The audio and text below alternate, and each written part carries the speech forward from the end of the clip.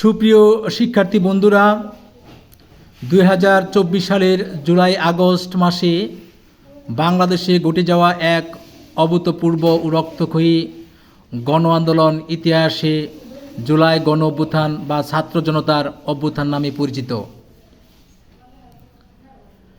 সরকারি চাকরিতে কোটা ব্যবস্থার সংস্কার আন্দোলন হিসেবে শুরু হওয়া এই প্রতিবাদ খুব অল্প সময়ে একটি স্বৈরাচার বিরোধী পূর্ণাঙ্গ গণসংগ্রামে রূপ নেয়। সর্বস্তরের ছাত্র জনতার অসামান্য ত্যাগ ও বীরত্বের মুখে 5 আগস্ট দীর্ঘ 15 বছরের এক নায়কতন্ত্রের পতন ঘটে এবং দেশে নতুন পথ চলার সূচনা হয়।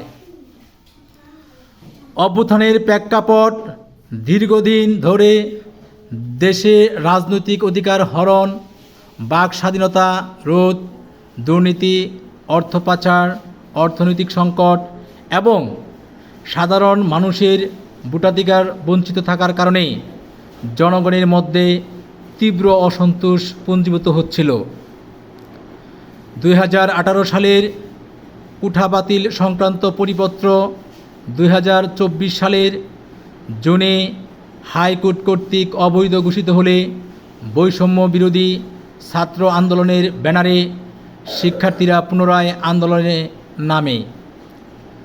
সরকারের একগুঁয়েমি আন্দোলনকারীদের প্রতি অপমানজনক মন্তব্য এবং শান্তিপূর্ণ আন্দোলনে দমন পীড়নের নীতি জনগণের পুঞ্জীভূত ক্ষোভের বিস্ফোরণ ঘটায়। আন্দোলনের বিস্তার ও শহীদদের আত্মত্যাগ 16 জুলাই রংপুরের বেগম রোকেয়া বিশ্ববিদ্যালয়ের শিক্ষার্থী আবু সাঈদ বুক পেতে পুলিশের গুলির মুখোমুখি হন। তার এই বীরত্বগাথা ও আত্মত্যাগ সমগ্র দেশকে স্তব্ধ ও ক্ষুব্ধ করে তোলে। পরই আন্দোলন দাবানলের মতো সারা দেশে ছড়িয়ে পড়ে। চট্টগ্রাম কলেজের ছাত্র ওয়াসিম আকরাম, মেধার প্রতীক মুগ্ধসহ শত শত ছাত্র জনতা বুলেটের আঘাত সহ্য করে রাজপথে প্রাণ দেন। ইন্টারনেট বন্ধ, সান্ধ্য আইন, কারফিউ ও নির্বিচারে গুলির সামনেও ছাত্র শিক্ষক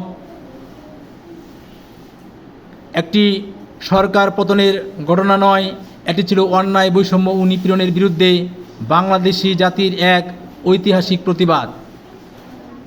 হাজারো মানুষের রক্তের বিনিময়ে অর্জিত এই নতুন স্বাধীনতাকে অর্থবহ করতে হলে একটি বৈষম্যহীন, গণতান্ত্রিক ও ন্যায়ভিত্তিক বাংলাদেশ গড়ে তোলা অত্যন্ত জরুরি।